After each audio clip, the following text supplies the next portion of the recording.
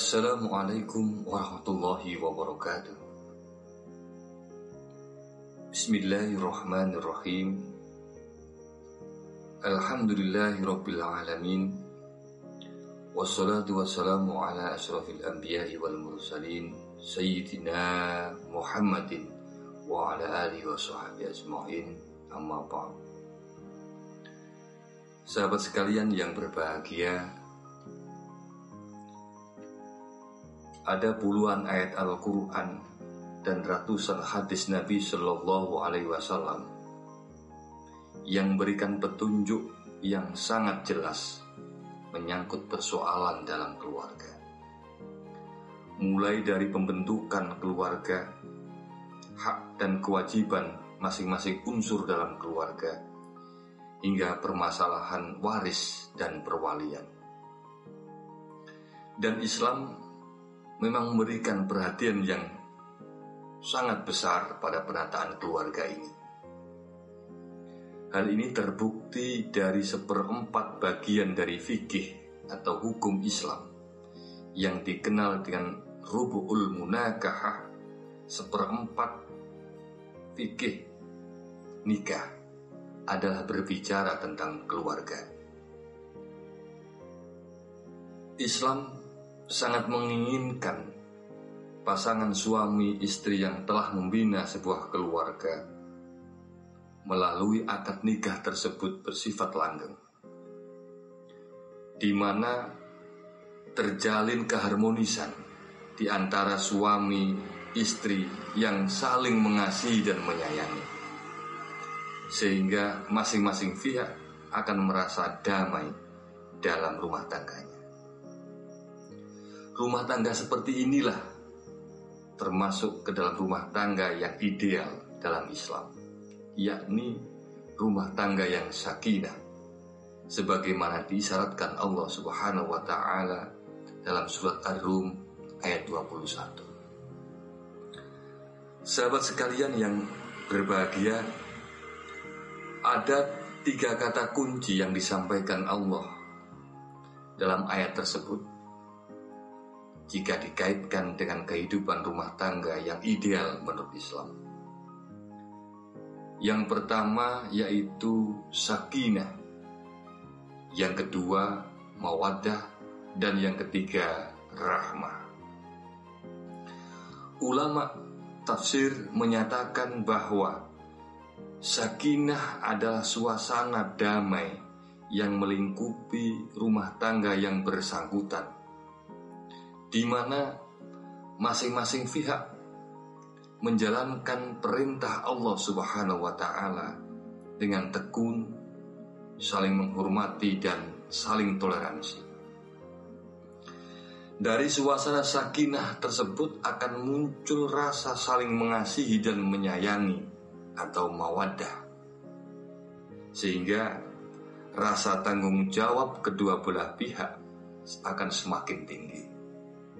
Selanjutnya, mufassir mengatakan bahwa dari sakinah dan mawaddah itulah yang nantinya akan muncul yang namanya rahmah, yaitu keturunan yang sehat dan penuh berkah dari Allah Subhanahu wa Ta'ala,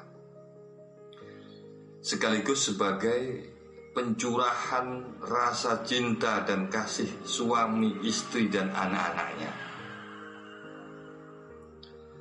Sahabat sekalian yang berbahagia, dalam rangka pencapaian tujuan keluarga yang telah kami sampaikan tadi, maka dibutuhkan sebuah perencanaan yang saling dipahami oleh kedua belah pihak, baik pihak suami maupun pihak istri. Dan ini dimulai dari pranikah sampai mendapatkan keturunan. Dan ukuran yang baik adalah bagaimana perencanaan tersebut mengarah kepada terbentuknya keluarga yang ideal. Di sini tujuan terbentuknya keluarga itu harus menjadi sebuah acuan utama bagi berjalannya sebuah keluarga, sekaligus menjadi alat koreksi yang utama bagi solusi akan problem keluarga yang mesti dihadapi oleh setiap rumah tangga, termasuk permasalahan perencanaan dalam kehamilan. Sahabat sekalian yang berbahagia, dalam konteks perencanaan keturunan ini, Islam telah memperkenalkan dua hal. Yang pertama, pembatasan kelahiran atau tahdidun nasl. Dan yang kedua, pengaturan kelahiran atau tanzimun nasl. Untuk yang kedua, yakni tanzimun nasl ini atau pengaturan keluarga, mayoritas ulama memperbolehkan karena hal ini tidak termasuk ke dalam pembatasan kelahiran. Dan hal ini didukung oleh beberapa teks Al-Quran maupun hadis.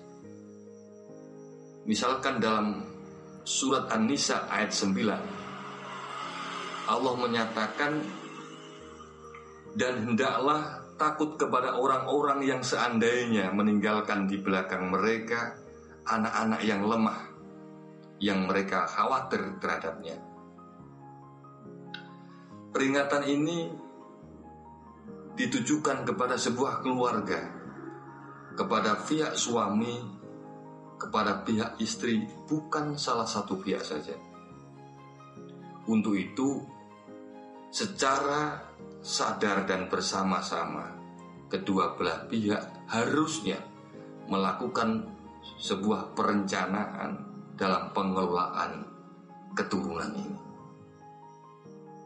Bahkan Rasulullah Shallallahu Alaihi Wasallam juga sangat mengecam perempuan yang sedang menyusui dan pada saat yang bersamaan hamil. Sampai-sampai Rasulullah menyebut dengan istilah ghilah atau ghail, pembunuhan yang sama. Dalam hadis ini bagaimana Rasulullah sangat menghormati kaum perempuan. Sahabat sekalian yang berbahagia, kemudian muncul sebuah persoalan. Siapakah yang lebih berhak memutuskan dalam merencanakan sebuah keluarga? Suamikah atau istri? Lalu, siapakah yang lebih berhak memutuskan dalam merencanakan sebuah kehamilan? Pihak suami atau istri? Dan siapakah yang lebih berhak memutuskan dalam merencanakan sebuah pilihan kontrasepsi, pihak suami atau istri? Dan akhirnya, siapakah yang lebih berhak melakukan sebuah pilihan akan kontrasepsi, suami atau istri? Dalam menjawab ini, Syekh Yusuf Qaradawi dalam kitabnya Khosaisul Ammah fil Islam menjelaskan tentang langkah-langkah dalam membentuk keluarga ideal yang ditawarkan oleh Islam. Dijelaskan, yang pertama adalah menjunjung tinggi prinsip saling pengertian dan saling ridho. Sahabat sekalian yang berbahagia, pergaulan dalam sebuah keluarga tentunya banyak ragam problematikanya. Hal ini menjadi sebuah bumbu penyedap dalam perjalanan mengarungi keluarga. Karena di dalam keluarga ada dua orang yang pastinya tidak satu rasa, tidak satu nalar, serta perbedaan-perbedaan lainnya.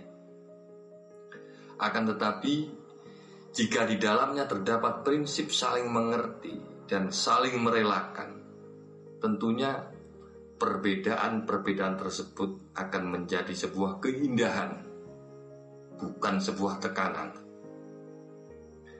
Bahwa yang berhak melakukan kontrasepsi itu bisa sang suami, bisa juga sang istri. Tidak harus sang istri atau tidak harus sang suami. Nah, lewat dialog dan pembacaan terhadap permasalahan kontrasepsi yang didukung dengan sumber referensi yang memadai, maka akan membuat sebuah perencanaan kehamilan itu akan berkualitas yang ujungnya akan mendamaikan kedua belah pihak.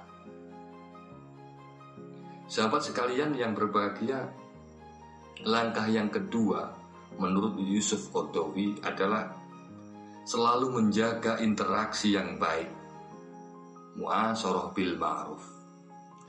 Langkah kedua ini semestinya mengikuti langkah yang pertama.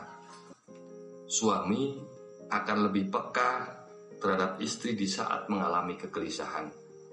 Begitu juga sang istri akan menggunakan perasaannya untuk lebih dalam melihat keberadaan sang suami. Dengan ini akan lahir sebuah interaksi yang baik antara yang satu dengan lainnya.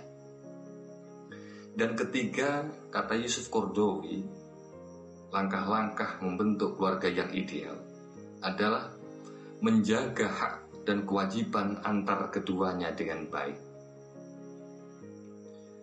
Dalam hubungan keluarga itu ada hak dan kewajiban yang harus dijaga dengan baik, sekaligus disesuaikan dengan kemampuan keduanya.